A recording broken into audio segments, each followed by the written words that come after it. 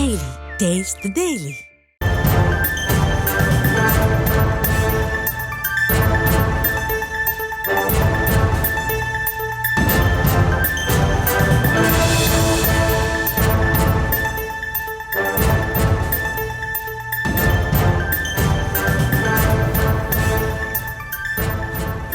அண்மை செய்தியாக பார்த்து வருகிறோம்.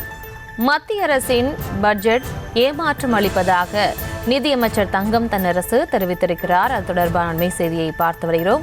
மேலும் விவரங்களோடு இணைகிறார் செய்தியாளர் ராஜேஷ். வணக்கம், விவரங்களை வழங்கலாம். வணக்கம். இன்றைய தினம் மத்திய பட்ஜெட் தாக்கல் செய்யப்பட்டிருக்கக்கூடிய நிலையில் பல்வேறு அரசியல் கட்சியை சார்ந்தவர்களும் தங்களுடைய கருத்துக்களை தெரிவித்து வருகிறார்கள்.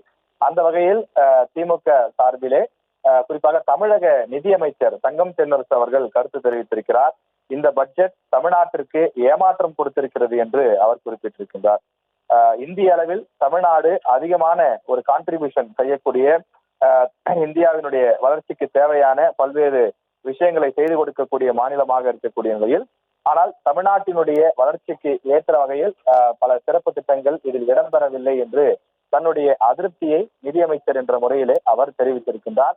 தமிழ்நாட்டிற்கான வளர்ச்சி திட்டங்களை மத்திய அரசினுடைய அந்த பட்ஜெட்டில் இடம்பெறவில்லை என்றும், தேசிய வளர்ச்சியில் தொடர்ந்து முன்னணியிலே இருக்கக்கூடிய தமிழ்நாடு 2025-26 ஆண்டுக்கான பட்ஜெட்டில் வெளியிடப்பட்டிருக்கக்கூடிய அம்சங்கள், தாக்கல் செய்யப்பட்டிருக்கக்கூடிய அந்த முக்கிய புள்ளி விவரங்கள் போன்றவை நமக்கு ஏமாற்றத்தை கொடுக்கிறது என்றும் குறிப்பிட்டிருக்கிறார். அதே நேரத்தில் விகிதாச்சார அடிப்படையில் பார்க்கும்போது குறைவான பங்களிப்பு செய்யக்கூடிய மாநிலங்கள் கூட கூடுதலாக நிதியை பெற்றிருக்கின்றன, கூடுதலான விஷயங்களை பெற்றிருக்கின்றன.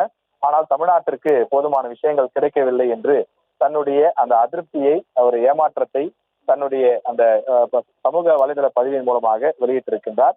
தேசிய வளர்ச்சியில் தொடர்ந்து முன்னணியில் இருக்கக்கூடிய மாநிலமாக தமிழ்நாடு இருக்கிறது.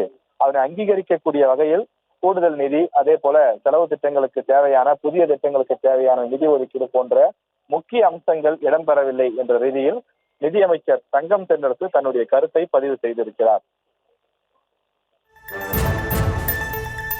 விவரங்களுக்கு நன்றி ராஜேஷ்.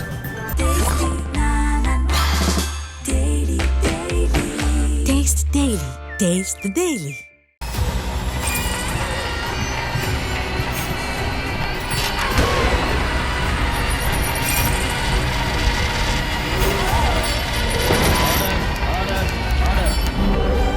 நிகழ்தகவு குற்றங்களின் மறுபரிமாணம். நாள்தோறும் இரவு 10 மணிக்கு இணைந்திருங்கள் நமது நியூஸ் தமிழ் தொலைக்காட்சியோடு.